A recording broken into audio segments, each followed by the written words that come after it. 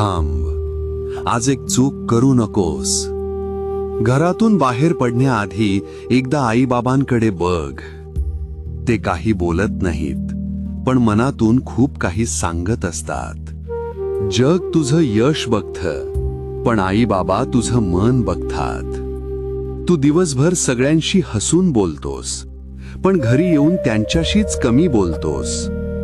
ज्यांनी तुझ्यासाठी जग सोडलं, त्यांच्यासाठी तू वेळही काढू शकत नाहीस. कधी विचार केलास?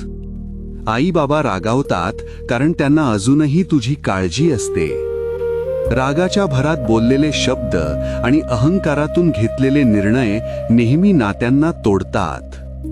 वेळ गेल्यावर आलेली समज आणि नंतर केलेली माफी कधीच उपयोगाची नसते. शेवटी पैसा नाही, आई बाबांचा आशीर्वादच कामी येतो.